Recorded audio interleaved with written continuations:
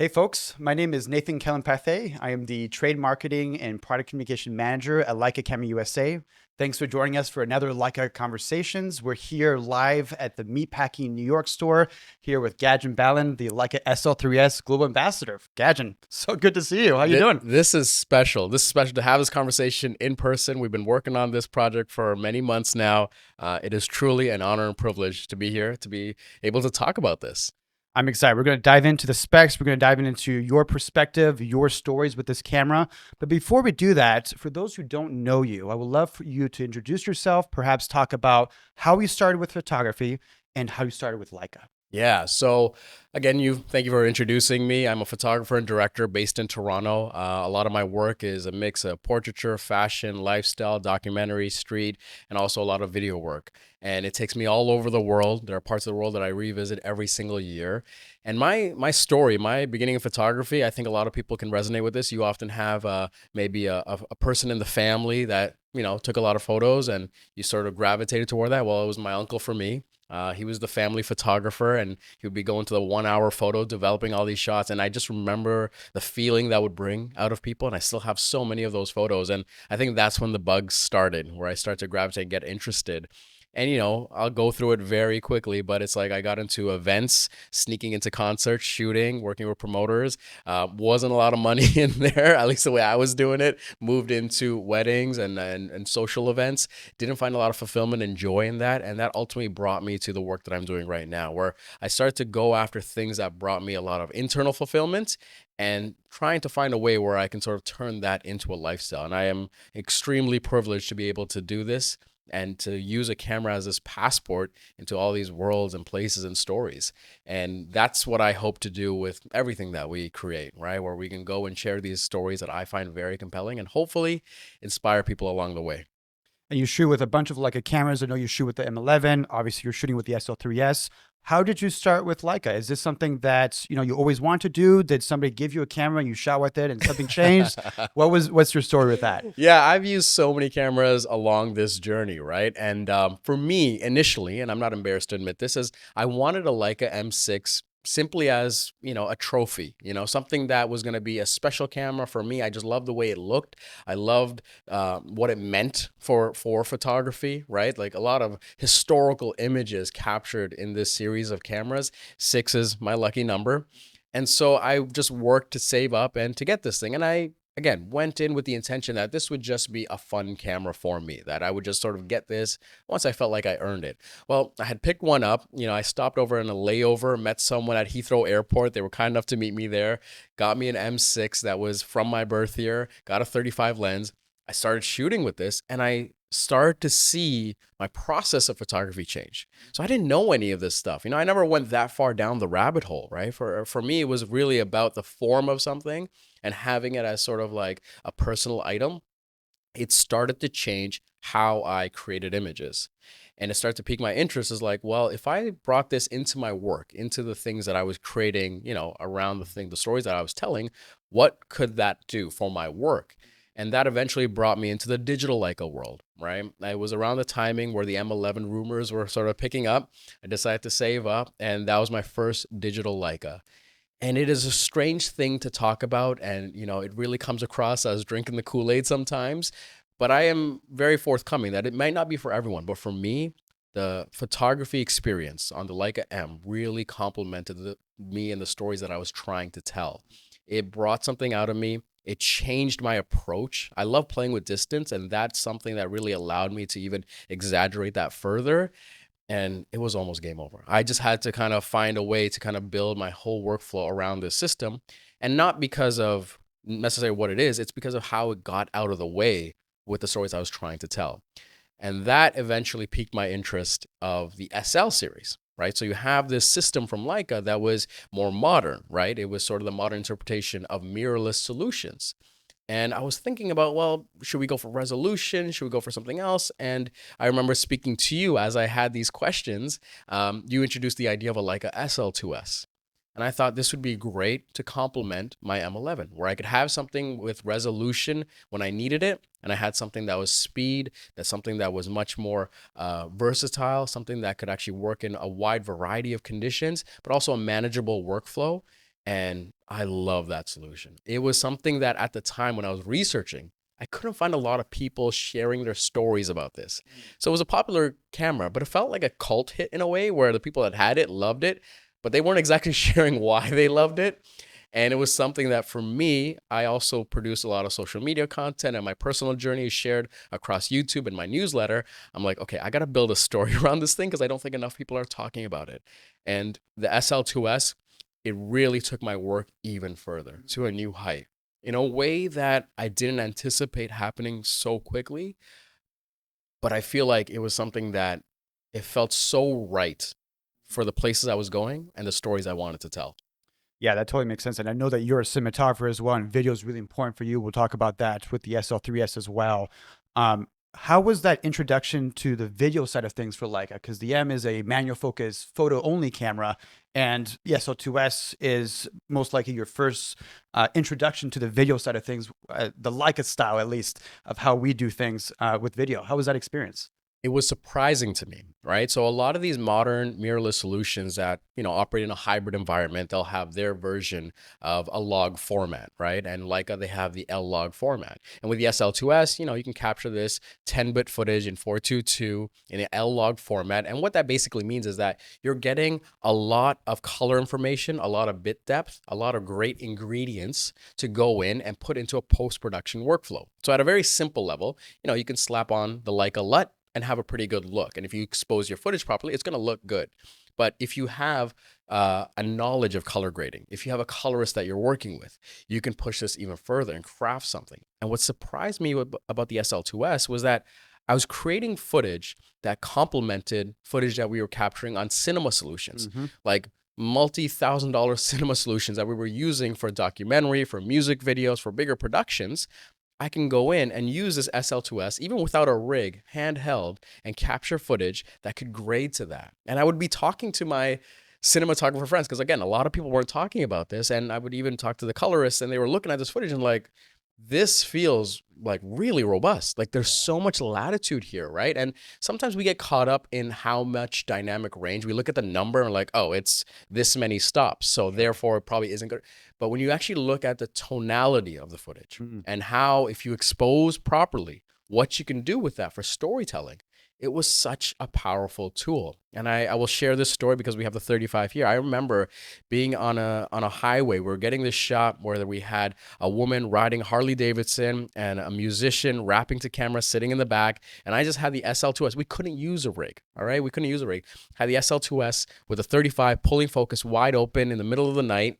And we got this footage. And I remember just seeing how much we can do with this thing. It was like a playground in terms of color and tone and contrast. And that was sort of my moment where I'm like, okay, this is a serious video tool. Not to say that I'm going to force my entire productions around it, but I knew that if I had this by my side, I could get great ingredients that can complement the storytelling.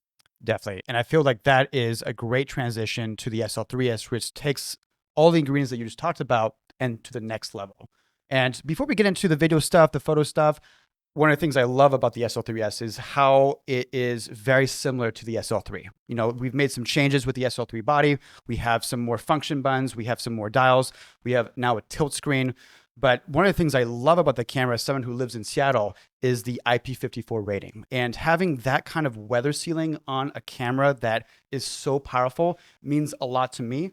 And I know it means a lot to you because you traveled around the world with this camera, from India to Antarctica, from the hot to the cold.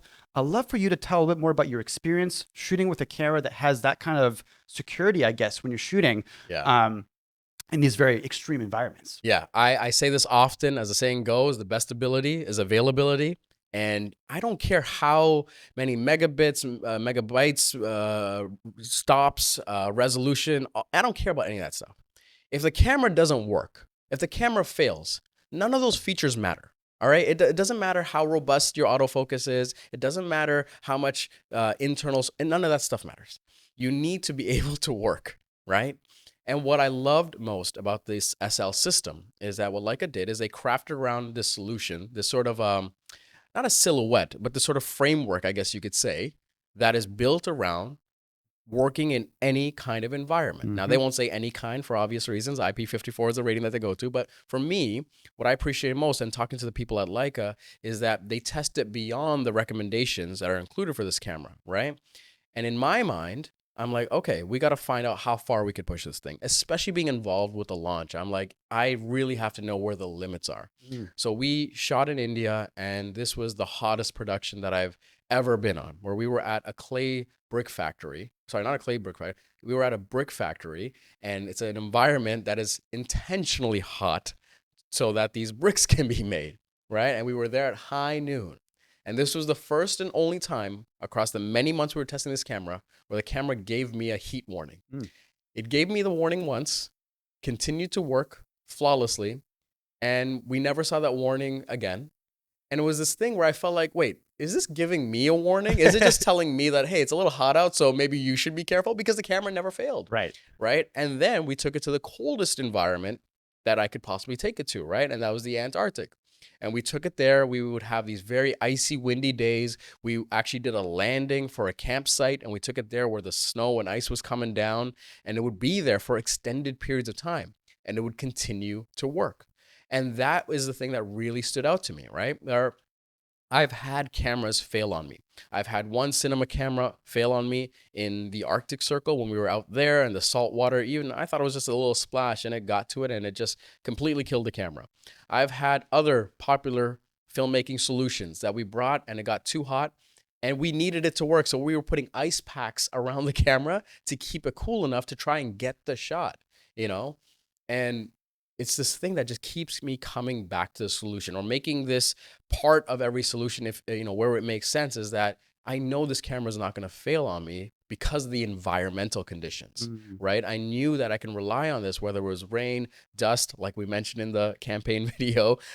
We chose the dialogue very carefully for that video. We'll get to that later, but it was this thing that I knew could work in any environment. And it's probably my most important and favorite feature when it comes to not just the SL3-S, but the SL platform.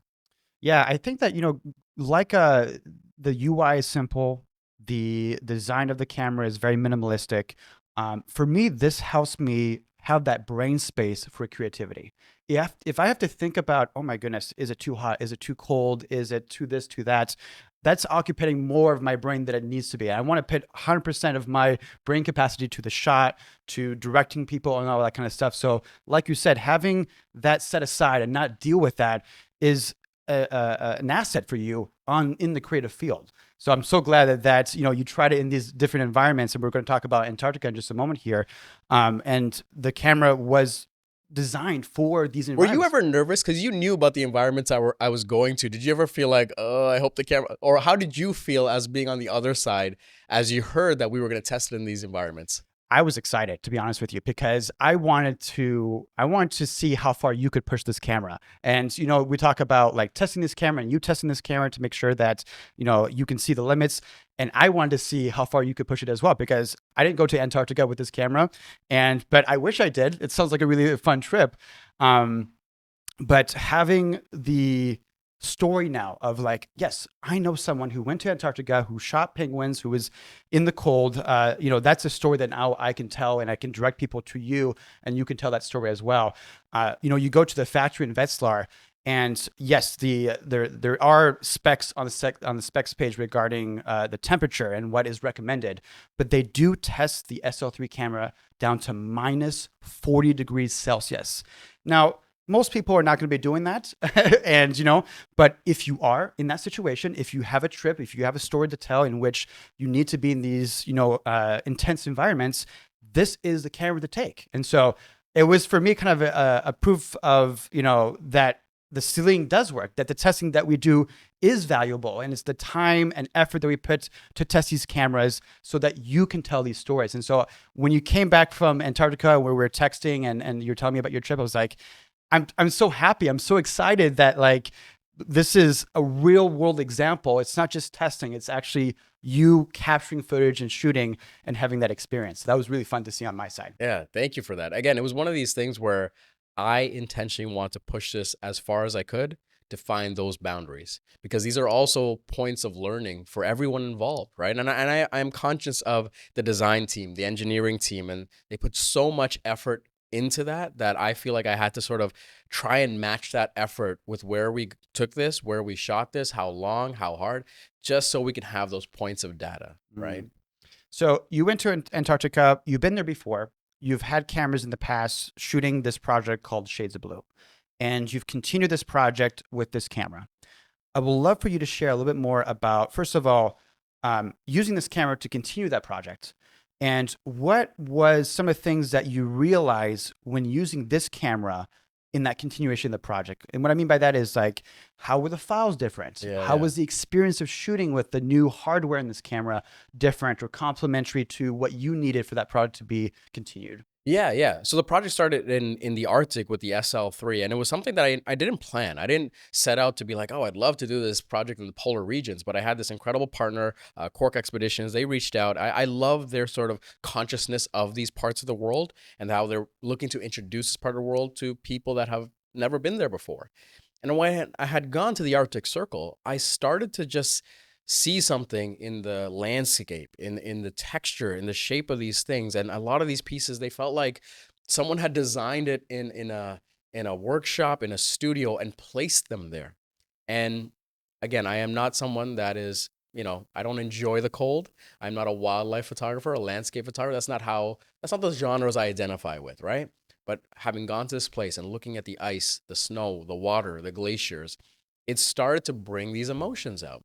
And the more I looked at the images, the more feelings that it brought out of me. And I started to wonder, I'm like, what story am I telling here?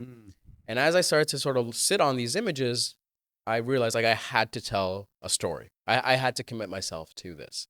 And to continue that project with a camera that we were testing, it is a bit of a gamble because, here I was with the SL3 in the Arctic and I know what I'm getting. Here we have a camera that's built on the same sort of framework, but is a different kind of camera. But I'm like, let me just commit to this. Let me commit to this and still go in with the same intentions. Started to shoot, and a lot of the work we did was with telephoto lenses. And the great thing with the L mount is that not only do you have these great Leica lenses you can pull from, but there's the L mount alliance. So you can find lenses that are not available from Leica to experiment and to tell your story. So we found this 60 to 600 mil lens that we can even put an extender on if we wanted to. And a lot of my work here is often in the portrait orientation and punching into the details, right? Where I find it very difficult to show the scale of these parts of the world. And often what I find myself doing is like, let me punch in to just like a slice of it and let people just kind of like marinate in that moment. And for this camera, we would be in like a Zodiac moving up and down, punched out to 600, and to be able to track and lock focus. And it's easy when it's not a moving subject, but we had penguins, we had whales breaching, a lot of these things. And to be able to lock focus absolutely accurately and capture these moments, right? And you think, oh, well, look, a glacier is not moving. Yeah, but you're moving. Right. And you got to think like holding a lens that big, you're going to have some shake to it too. But for this camera to, in combination with the stabilization, but also the speed at which it can acquire focus to shoot, we were getting these slices that were otherwise not possible on a previous Leica solution. Right? So having gone in, I was like, wait, how is this going to complement? And then I realized what that speed, that accuracy that has been built into this sensor, into the workflow here, it absolutely complemented the stories we were trying to tell. And again, I will come back to this often, it started to change the way we were shooting and the stories we were trying to capture out there.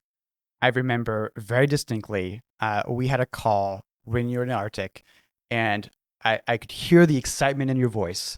And you've been testing the camera out in different places, but I also knew that Antarctica, it's kind of a low contrasty environment. You got snow everywhere. You may have white clouds. You have, blue, green tonalities kind of everywhere. And that can pose a challenge for autofocus, for tracking things. And I could hear your excitement. You said, you told me about the autofocus. I was really excited. I tested everywhere, but Wow, this is another level. I want to let you talk more about it, but you were talking about, capturing penguins. You're talking about, photographing mountains that are miles away with the compression of that longer lens. Can you tell me a little bit more about like those initial impressions when you were in this difficult environment, and that maybe surprise that you had when you start shooting it in that difficult environment? Yeah, there's multiple environments where we could really push the autofocus system. And what I admired about this so much is that you would highlight multiple subjects, in this case, penguins, right? There would be a group of them, and I would punch in to kind of capture these frames.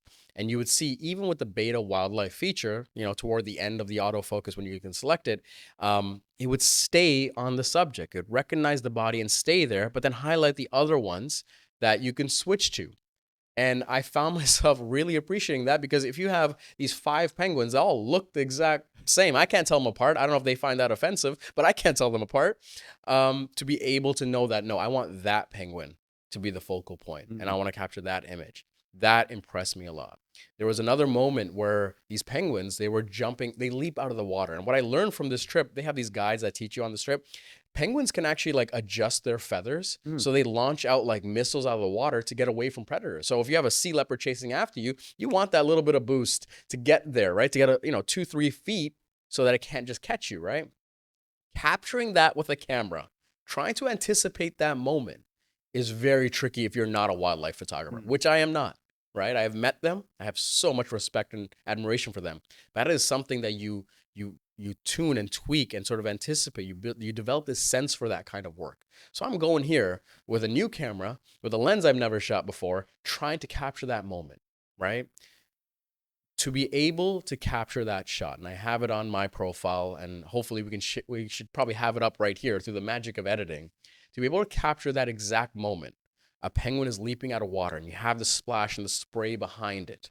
Where this camera, you have the autofocus features on, you can go as fast as 30 frames per second with continuous autofocus, and to capture that exact moment, whether or not this is a photo that people would associate with me and my work, it probably won't even be in my Shades of Blue project. This was just a technical showcase.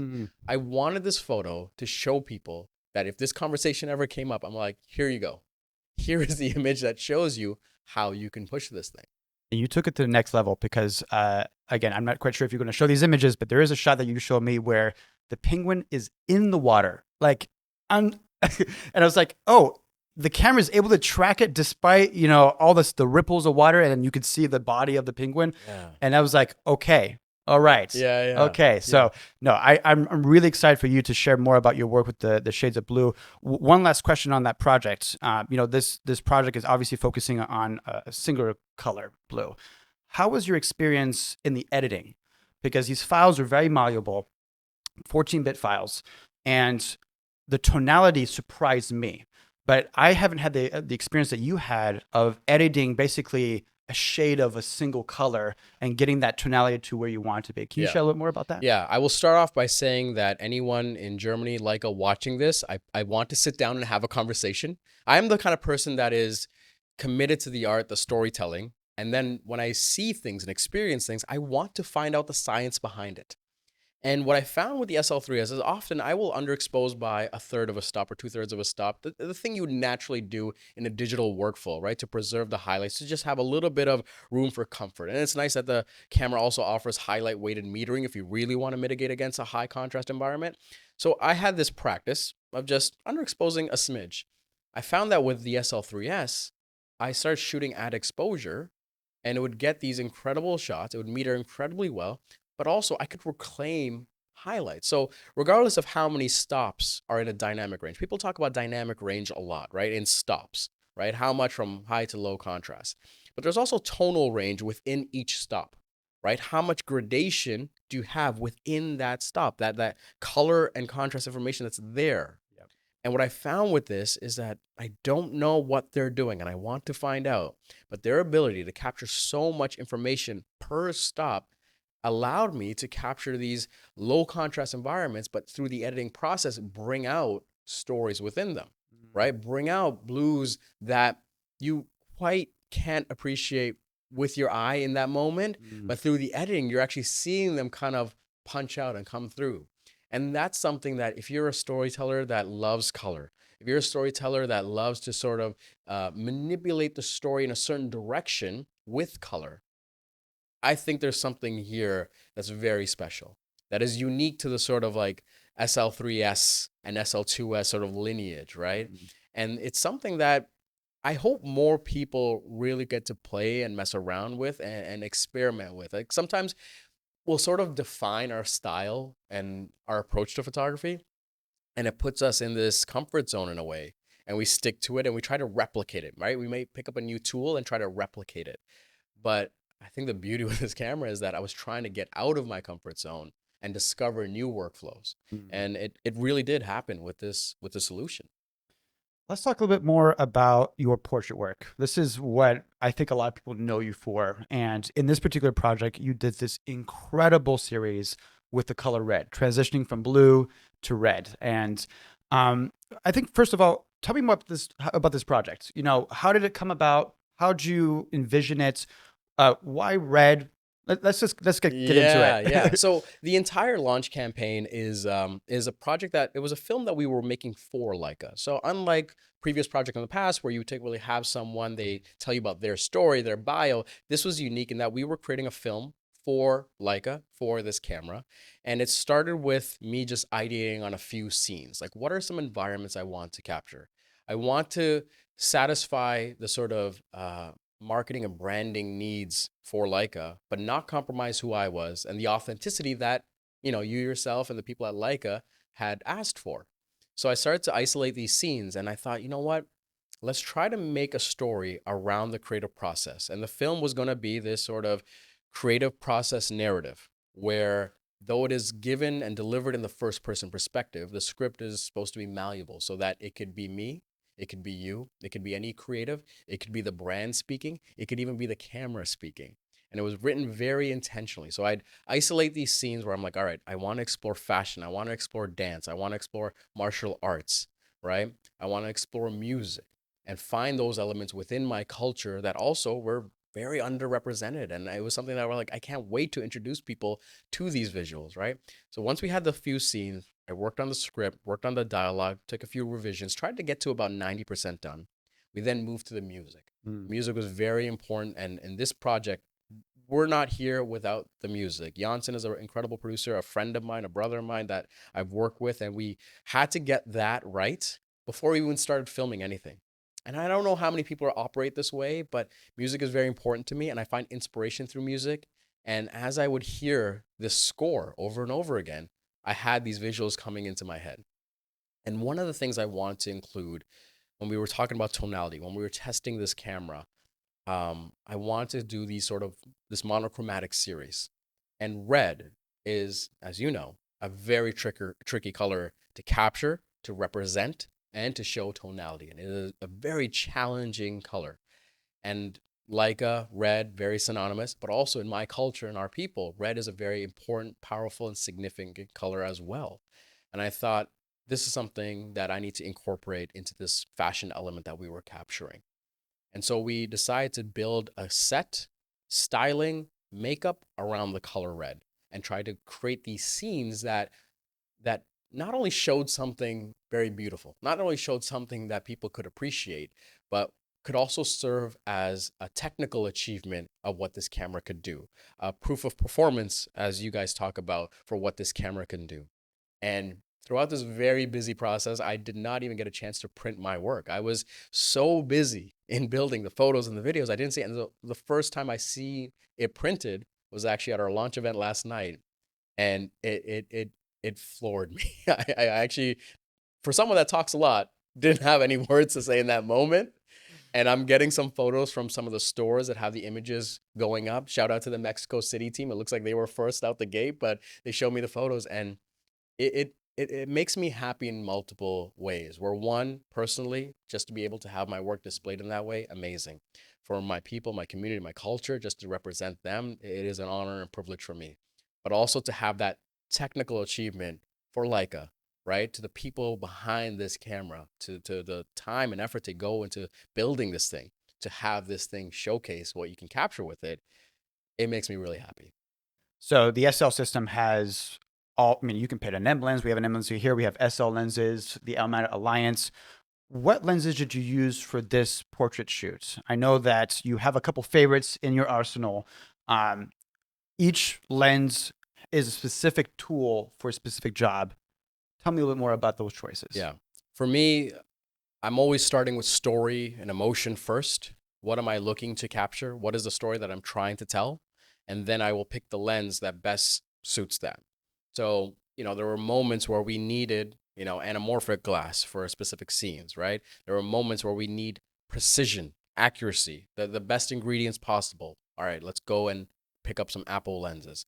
I wanted character. I wanted something that can be a little bit more ethereal. Let me go to my M collection. I wanted versatility. Maybe it was more function than what the result was, right? It was going to be a dynamic environment. All right, let me go to these varios, right?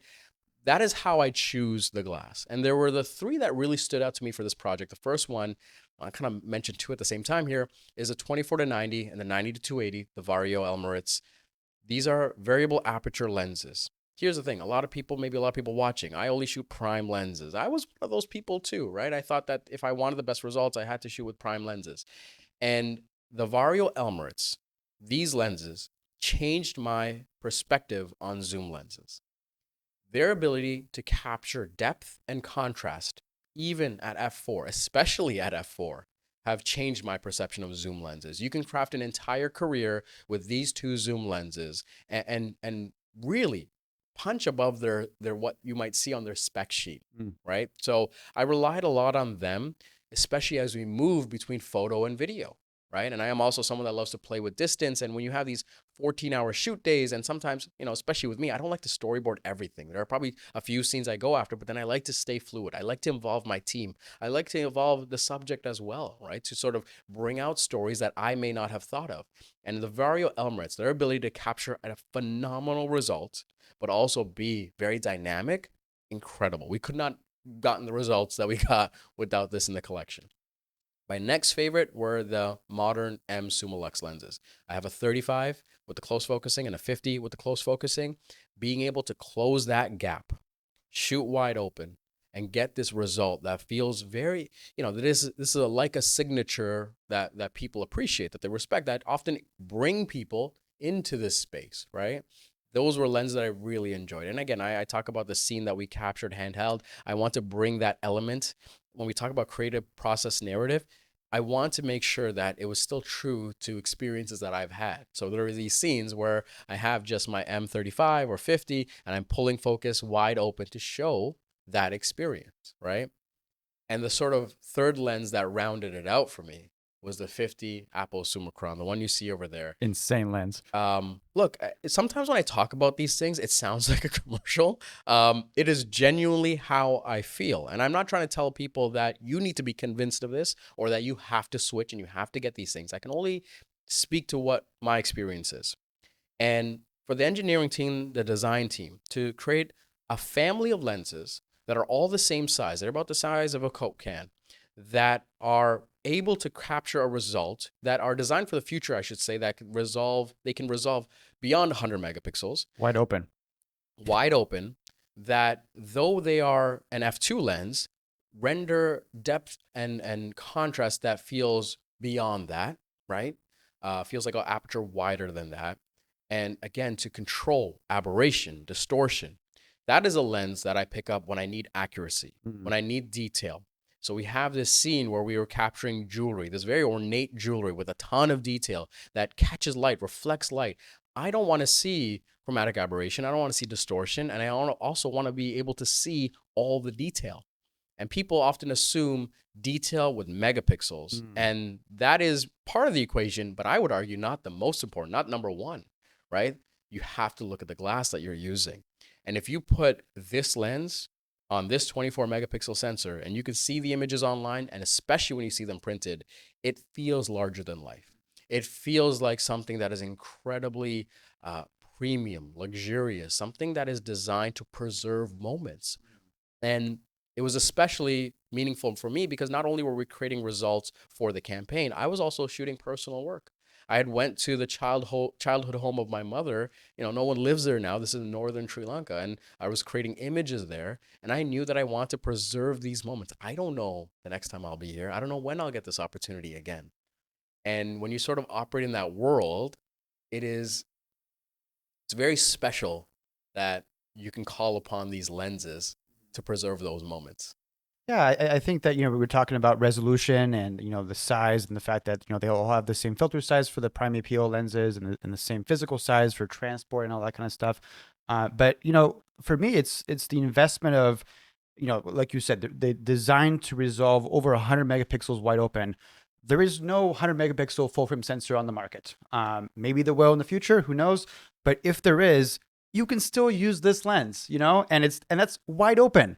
So having the ability to, buy a lens once and keep it for decades later, that's kind of the Leica tradition that we've had for a very, very long time, and something that we've done with the M lenses as well, as far as just the amount of resolution that these lenses offer.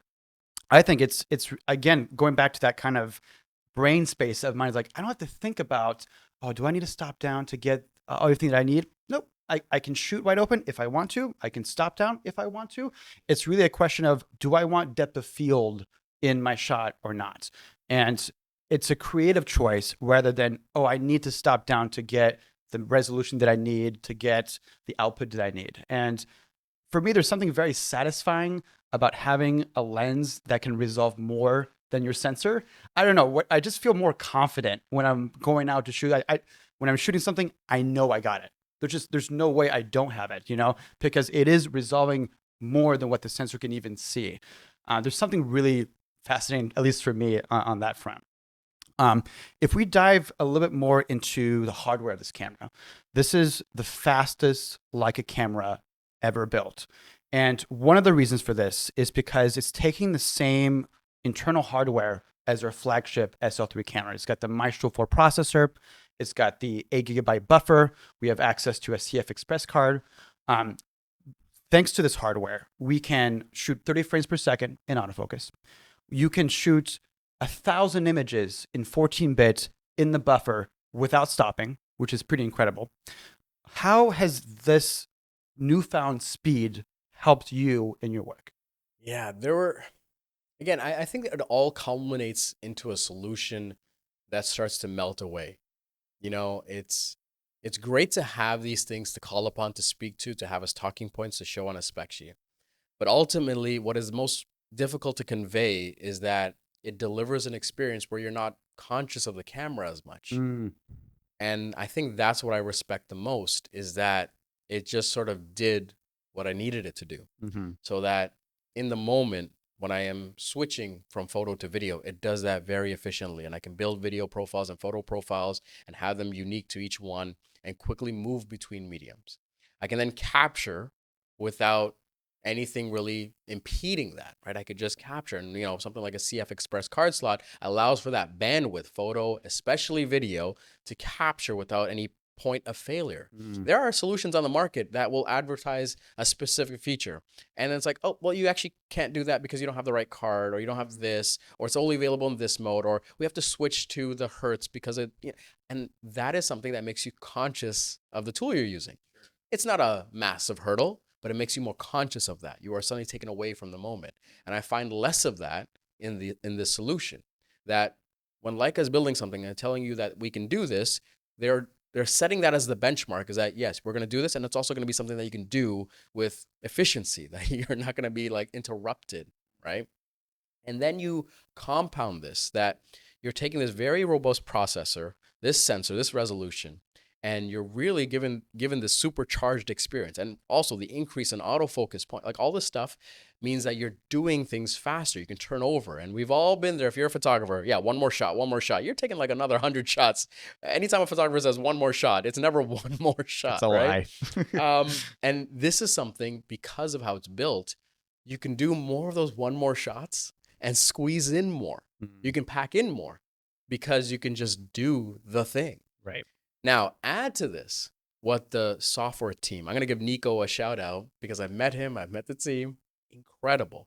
Their commitment to the Leica Photos experience, the ability that we can be any part of the world and I can be sending files over. I can be previewing them, in our ride back and forth. I can download things. I can really start the sort of curation process, the triage process wirelessly and quickly, right? Where pardon me if I forget, but like 40 megabytes a second wirelessly, 100 megabytes a second if you're connected. But to be able to ingest that footage into a mobile workflow right away.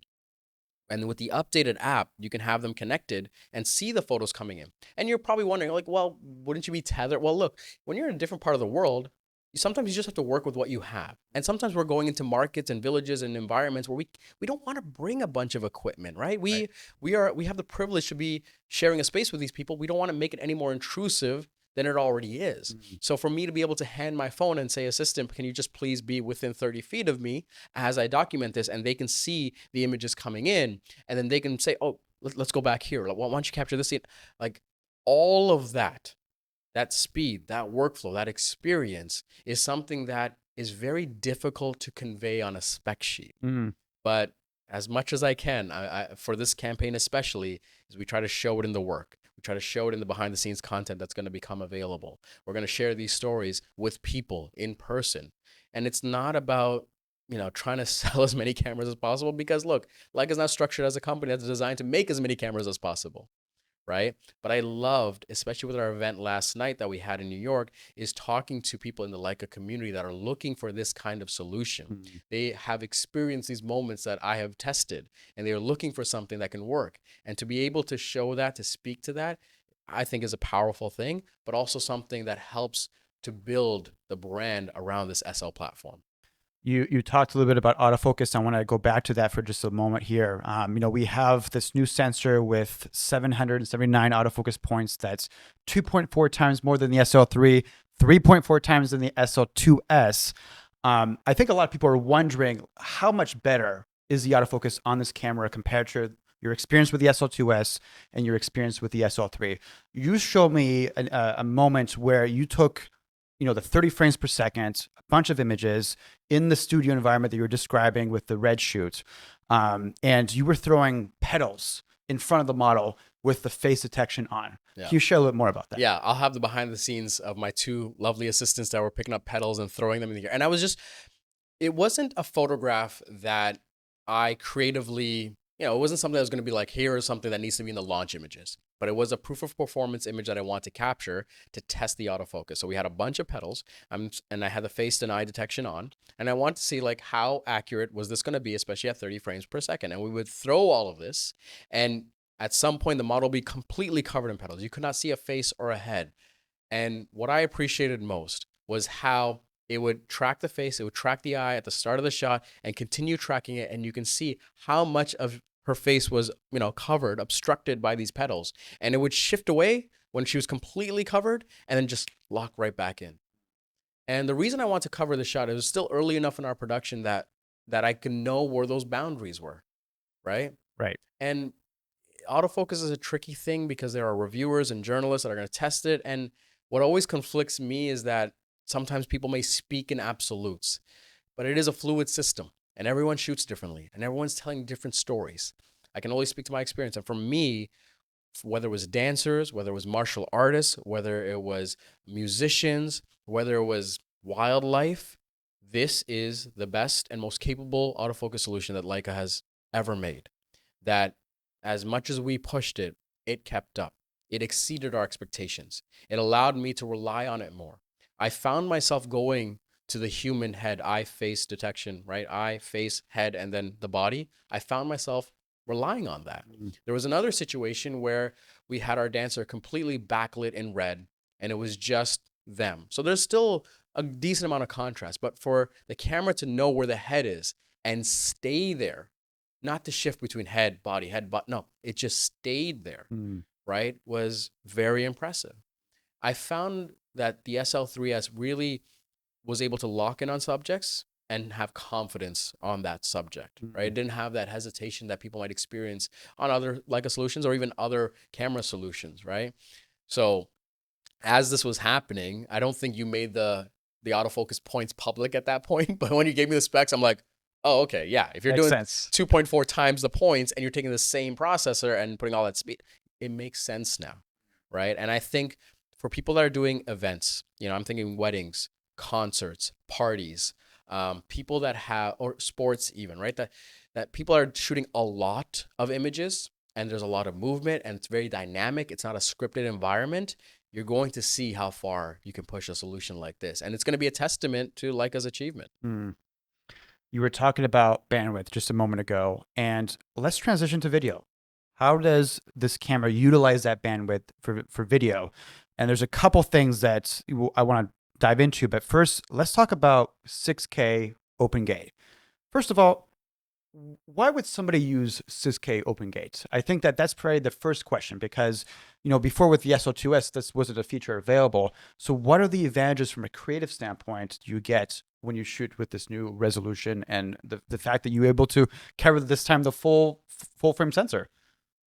Yeah, I remember the first time I heard about open gate, that phrase, because again, I am a photographer that is constantly learning about filmmaking and production, and I use YouTube to learn and get in that space before I even started making these stories and documentaries and music videos. So when I heard open gate, I remember hearing about it and being like, wait, why doesn't every camera do this? And it was such a naive thing to say. I'm like, oh, wait, yeah, there's a reason why every camera doesn't offer it, because it is a resource intensive feature.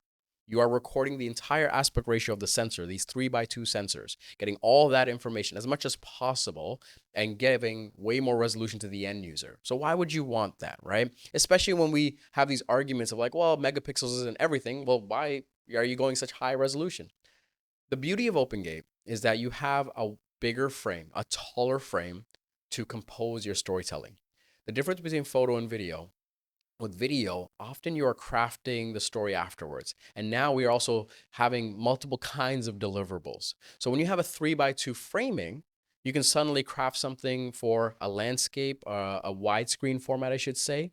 But if you're making social media vertical content, you have more height to tell that story, right? So having the flexibility to choose your composition, to fine tune your composition afterwards, that's a great place for OpenGate.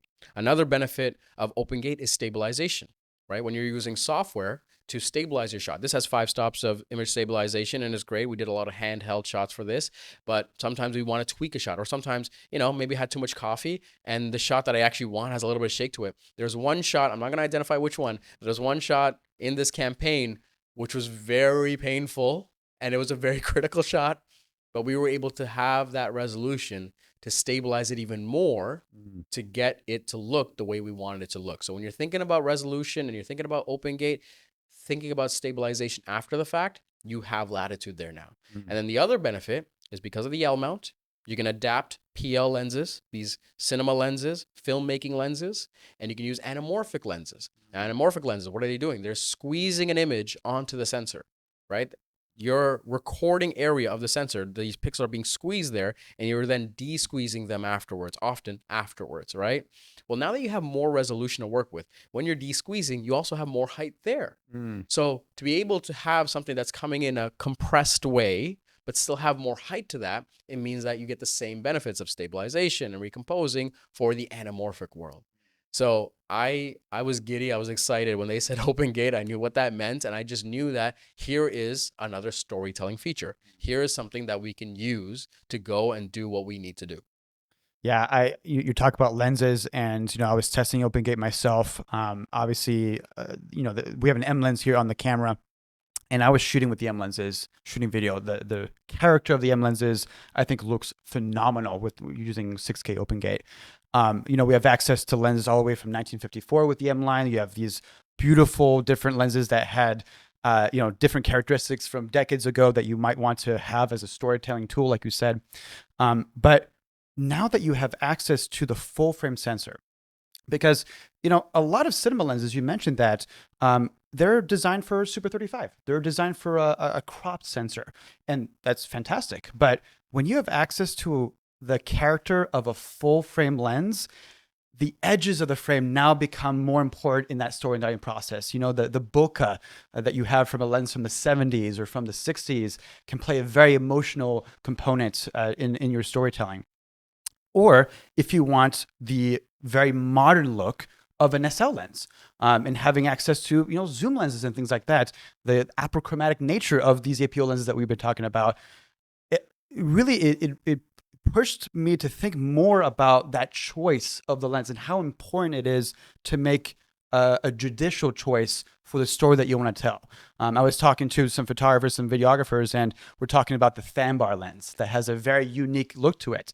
And people were asking me like, when would I use this lens? It looks like nothing else that I have in my arsenal. And I said, you know those dream sequences, this might be the lens to have for those dream sequences. And you have the full frame to recrop, to reframe, to stabilize, all that kind of stuff.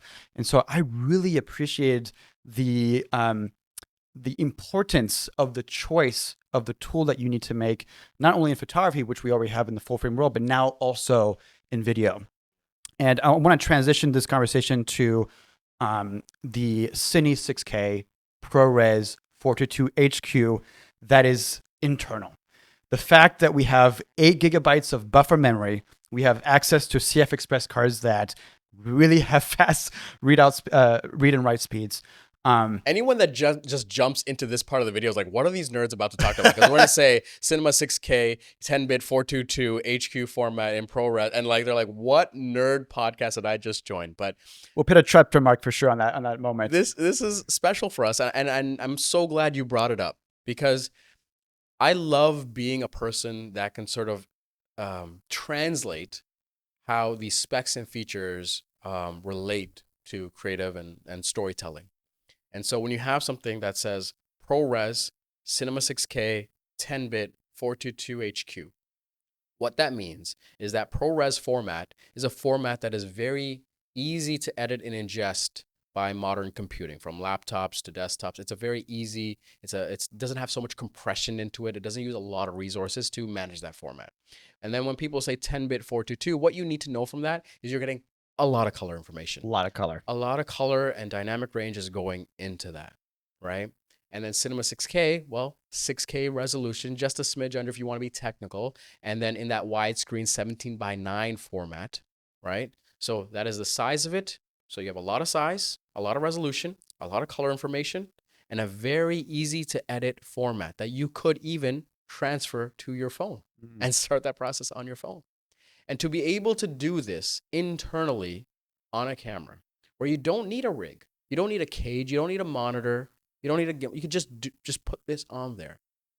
And I think about, being a father, and it's great to capture these photos, but so much of the magic of your kids is the things that they're these kinetic creatures that are expressing themselves, and often expressing themselves in the most honest way where we don't anymore. That gets beaten out of us, right? And to be able to capture and preserve a moment with that much information, color, and resolution, right? Even if it is just like a 5 or 6 second moment, is so powerful. It is something that I played around a lot. Again, wide open on these M lenses and manually pulling focus on this 3-year-old that just doesn't want to sit still. And to have that and then mess around and see what that created, it is so much power that you can bring it to a cinema projector, where we created an HDR edit for the Leica Cine 1. But just something as simple as preserving a moment with someone you love is phenomenal. And, of course, with that resolution and that bit depth, the color information that you just talked about, the file sizes are quite big, and the ability to, of course, use that CF Express card, but now the ability to also transfer that information to an SSD, which, affords you. I'm smiling because I remember being in Wetzlar, early 2024, and they're announcing the SL3, and they're like, any question? I'm like, hey, SSD recording, when? And I could talk about it now, because when I had mentioned that, they mentioned it's something we're working on. It's something we're working on. And when you had told me that this camera, even in its early stages, had it, I was so happy. Not even for Leica, just for the storytellers out there, because here's the thing: is like, people will make this joke, is like, oh, you're buying this, pretty expensive. It's an investment when you're investing into Leica, because you're paying for this product, right? You're paying for the engineering, the design, but also you're paying a bit for that brand, right? This is something that people know about Leica. And then they think, well, you're spending this money, like, why don't you just buy a CF Express card? Like, why are you trying to get it cheap? It's not about price here. We would be in parts of the world where you could not find a high capacity CF Express card. And now we're shooting 2 shoots a day for 14 days straight.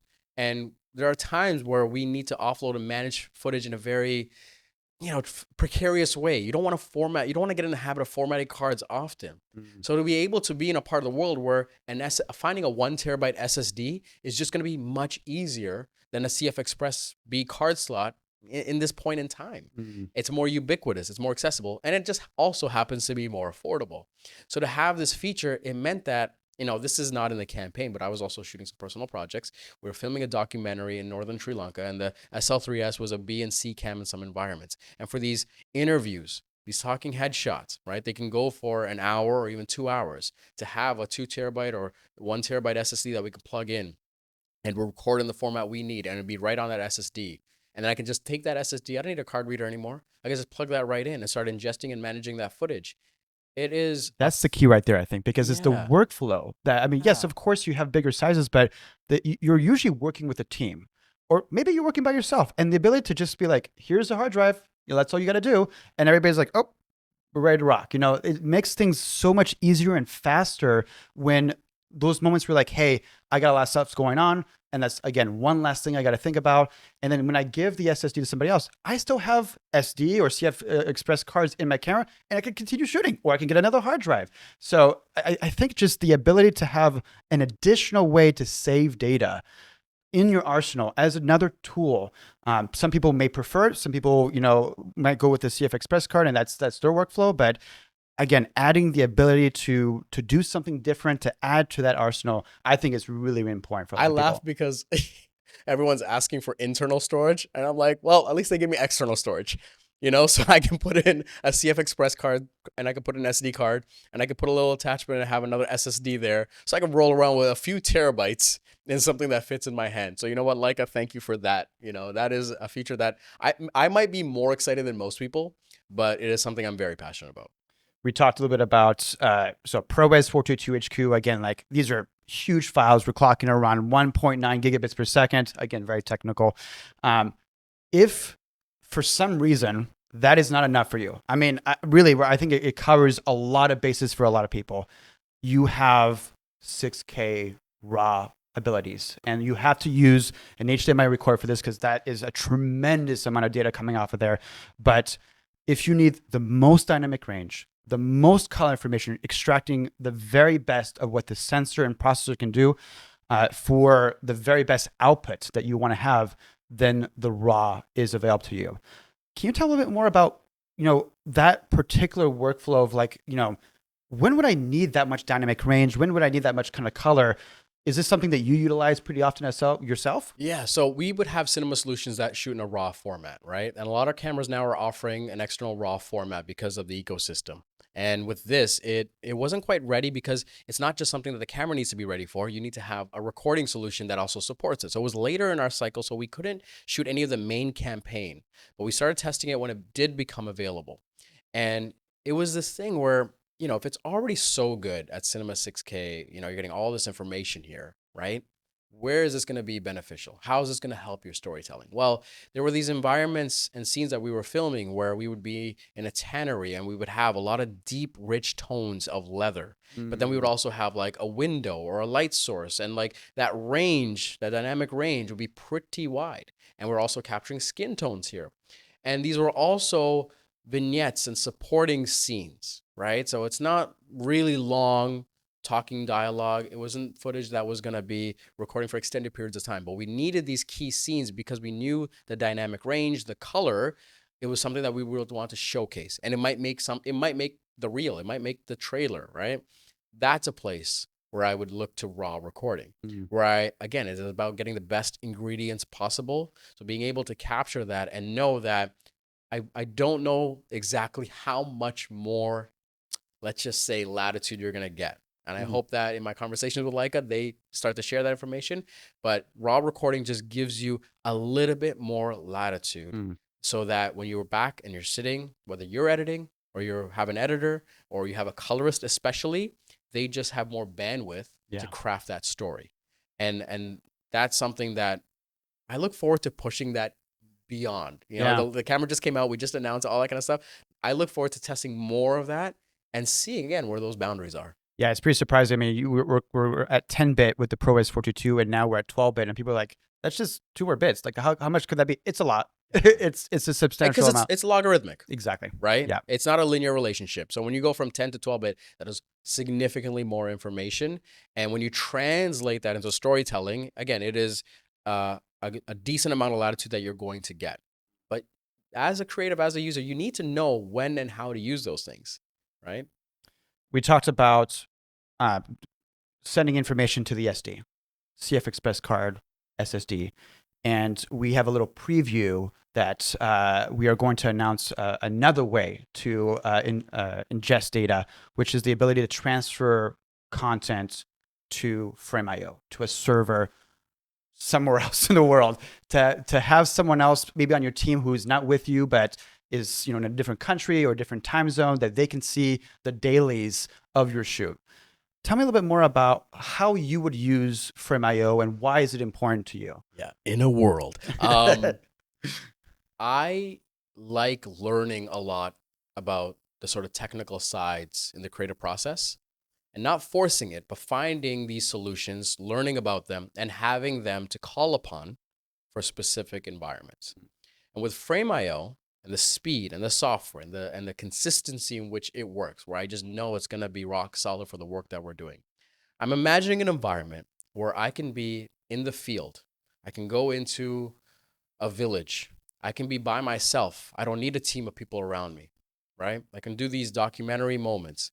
Have this device connected to a mobile device. Maybe it's a hotspot, maybe it's my phone. And as the scenes are coming in, it is being transported through the internet, right? Through 5G connection, especially as that becomes more and more ubiquitous, to my assistant, a team somewhere else in the world, right? Where they're seeing these scenes coming in.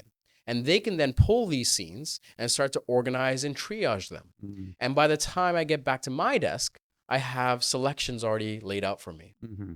But let's take them out of the picture. Maybe it's just me, but for me to actually go and capture these scenes and it's being transferred now, I already have 2 copies. I have a copy on my camera, maybe 3 copies. I might have 1 copy on the CF Express. I might have 1 copy on the SD. And now I have a 3rd copy in the cloud, ready and available for me, already, backed up in a way. Yeah. Right? So you're talking about security. You're talking about speed. You're talking about just elevating this workflow, right?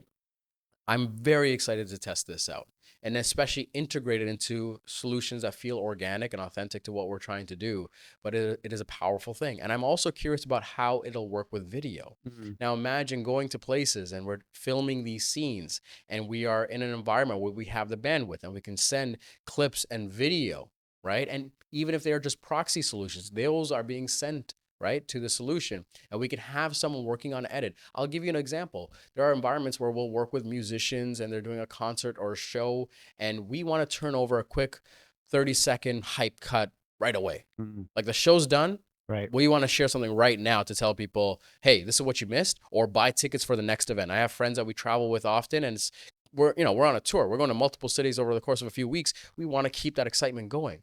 Well, now, instead of me trying to go back and download and wait for the footage, imagine, this is something I'm looking forward to testing, but a place where you can send this footage and it's already being ingested, and I can have someone or even myself later come back, pull that footage, have the edit starting. Yeah. Imagine a place where the edit can be started even before you finish shooting. Yeah. So again, this is something that is new. It is coming to this solution. So we can't say with confidence, exactly what workflows you can do. But I am imagining these environments, and I'm getting very, very excited at the possibilities when it comes to storytelling. Again, speaking to the speed of things, you don't have to take the time to put it on a computer and then send it somewhere else. I mean, I'm thinking about photojournalists where something's happening right now and we need to publish and we need to talk about it right now. Having the editor looking at, what's going on and making that selection as it's being posted, that's going to be critical. So I'm really excited as well to see it being implemented in the future. We just talked about photojournalism, and one of the things I'm really excited about is for the first time ever in an SL camera, content credentials. Content credentials is incredibly important because it allows you to understand the provenance of the image that you're seeing in front of you. And this can be important for both people that want to make sure that the image has not been doctored, or if it has been doctored or changed in any way, you can see the log of all the changes that has occurred, but also for artists that want to encrypt their name into a particular file. Can you talk a little bit more about your experience and why content credentials could be important to you? Yeah, I think especially if you find yourself in these chance environments, if you find yourself in a precarious environment, or you want to add another layer of authenticity to the moment. And sometimes it is just for yourself, your own peace of mind. Being able to do that at a technical level that is encrypted, that is unique, that is something that is not a watermark on top of the image. I hate watermarks personally, but to add this digital signature that follows this file wherever it may go is a feature that I feel like is going to get more and more valuable over time.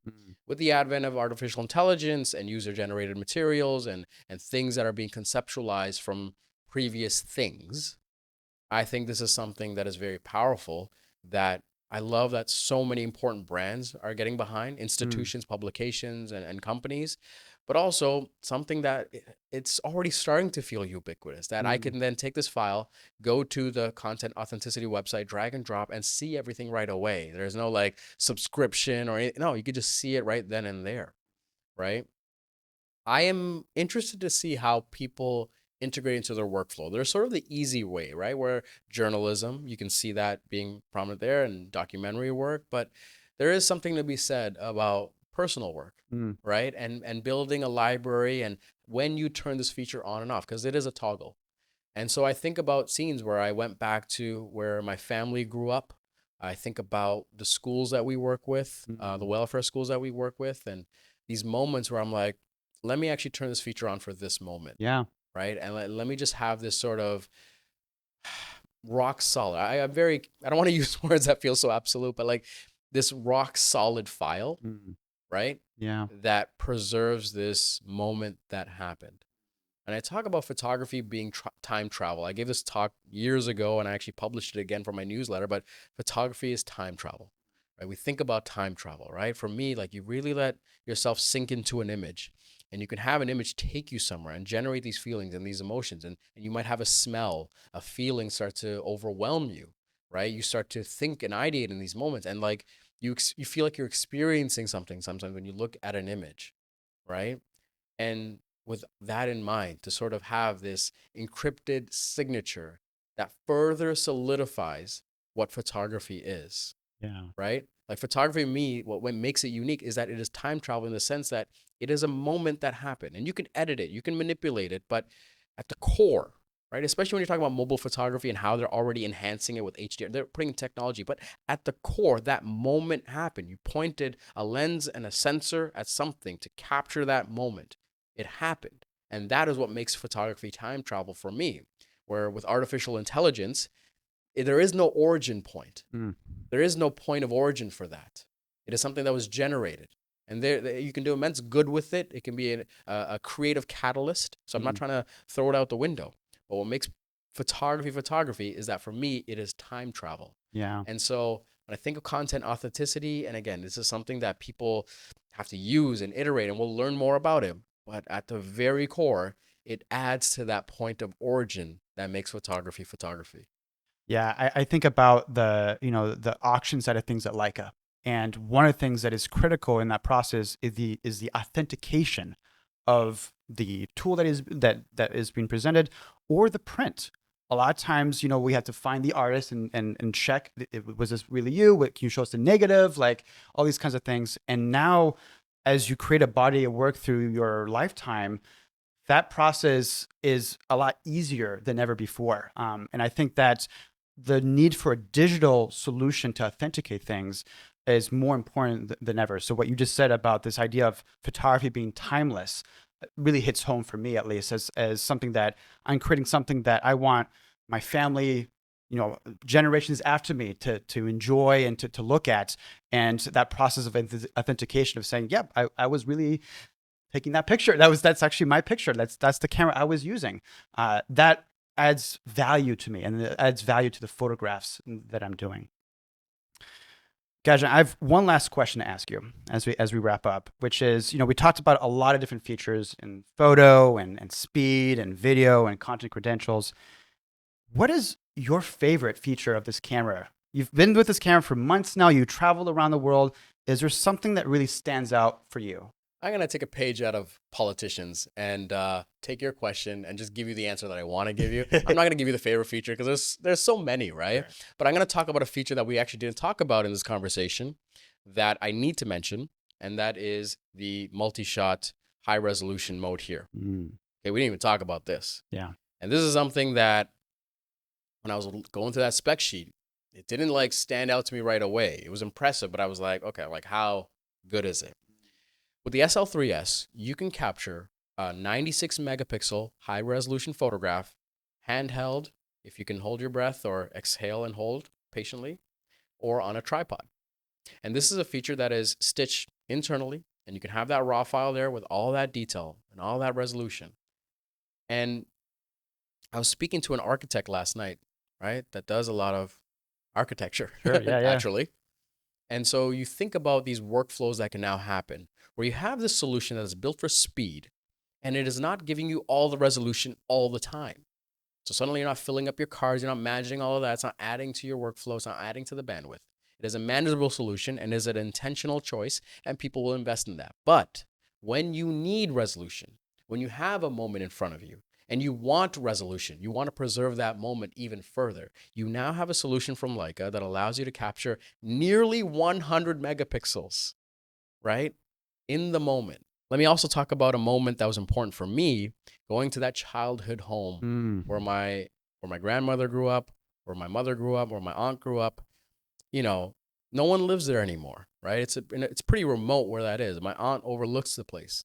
So to be able to go there, put this camera down on sticks, and to capture this high resolution image of this place that I have all the detail that I'll need. I can blow it up. I have the dynamic range, and to preserve that moment and then pair it with an SL modern lens that's going to mitigate color shifting, distortion, all those things. You know, this is the part where all these specs features, they all come together, but at the end of it is this very personal, powerful thing. I don't care if this image means anything to anybody watching, but to me, to my family, it's very special. And it is something where I don't even know if the designers think about these moments, but I want to share this moment and how special it is. And I'll extend this because when we were in Sri Lanka, we went to this temple that is on a smaller island off of the island.